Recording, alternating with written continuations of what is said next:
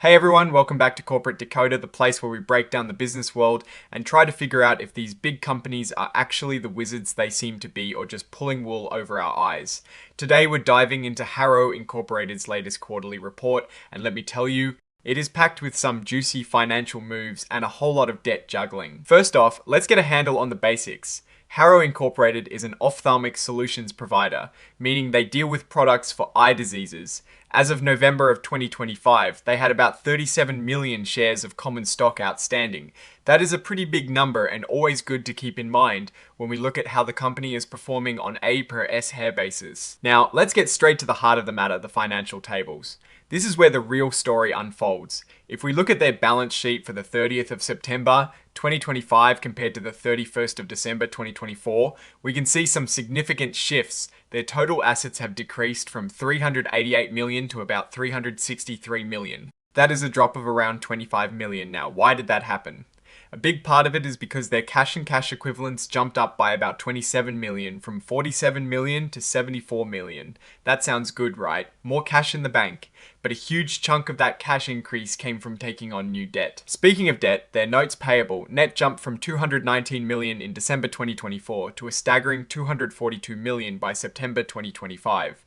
That is an increase of almost 23 million in just 9 months. This is happening while their accounts receivable actually went down, which is generally a good sign, but the debt increase is substantial and definitely something to watch. Let's shift gears to the income statement for the 3 months ending the 30th of September 2025. Harrow reported an income from operations of about $14.7 million. That is a massive improvement from the 1.3 million generated in the same period of 2024. This is the kind of jump that gets investors excited. However, when we look at the 9-month period, the story is a bit different. For the 9 months ending the 30th of September 2025, they reported an operating income of 14.9 million. This looks good, but remember, they had a significant loss of over 4 million in the same period of 2024. So, while the recent quarter was strong, the overall 9-month performance is still recovering from a tough start. Now, how did they manage to get that extra cash and pay down debt? Well, they issued a whole lot of new debt in September 2025. They closed a private offering for $250 million worth of 8.625% senior notes due in 2030. That is a huge amount of money and also a significant chunk of interest they'll have to pay going forward. This new debt was used to pay off older, more expensive debts, including the Oaktree loan and their 2026 and 2027 notes. It is a classic financial maneuver, refinancing high interest debt with new potentially lower interest debt, especially with that 2030 note at 8.625%. The question is, can they comfortably handle the interest payments on this new mountain of debt? When we look at the expenses, one thing that catches the eye is stock-based compensation. For the 9 months ending the 30th of September 2025, they recognized about $8.7 million in stock-based compensation. This is a decrease from the $12.8 million in the same period of 2024. This could mean a few things. It might indicate that they've adjusted their compensation strategy, or perhaps the market value of their stock has fluctuated, impacting the valuation of these awards. It is a way companies can give incentives to employees without immediately spending cash, but it does dilute existing shareholders. Now, every company faces risks, and Harrow is no exception. They've highlighted a lot of them, but one that really stands out is the potential impact of government agency disruptions like FDA and CMS. With potential government shutdowns and staffing reductions, it could slow down regulatory reviews and approvals.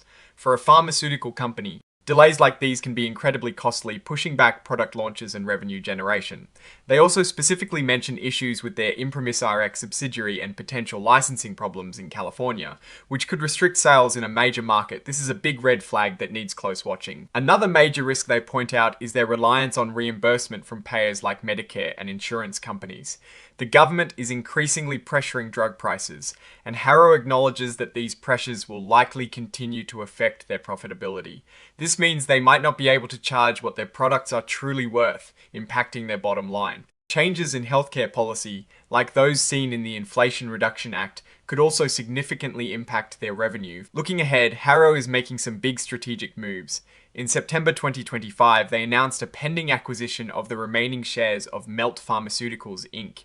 This is a massive deal that could involve upfront payments of around $4.3 million and then huge potential payments later on. up to 87.2 million in cash for FDA approval, over a million shares for coding and reimbursement, and potentially another 261 million in cash based on sales milestones.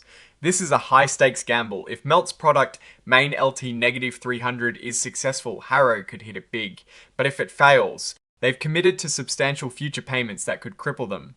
This acquisition represents a significant turning point and carries substantial risk. So, what is the verdict? Harrow Incorporated is in a period of significant transformation. They've managed to boost operational income in the short term, largely by taking on a massive amount of new debt, which they then use to pay off older debts. This is a high wire act. The Melt acquisition is a bold move, a potential game changer, or a massive liability. They're also navigating significant regulatory and reimbursement risks inherent in the pharmaceutical industry. Overall, Harrow is trying to grow and restructure its way to profitability.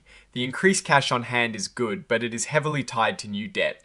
The operational income improvement is promising, but the long-term success will hinge on the performance of their new products, managing their debt load effectively, and successfully integrating the Melt acquisition. It is a high-risk, potentially high-reward situation. They are definitely not a company for the faint of heart. Alright, that is our breakdown of Harrow Incorporated's latest filing. What is your take on these numbers and what they signal for the company's future? Do you think they are making smart moves or taking on too much risk? Drop your thoughts in the comments below. If this analysis was valuable, hitting that like button really helps us out, and subscribing ensures you don't miss our next deep dive. Also, we have a growing community over on Discord, linked in the description. Come join the conversation and share your insights. Thanks for watching, and we'll see you next time on Corporate Decoder.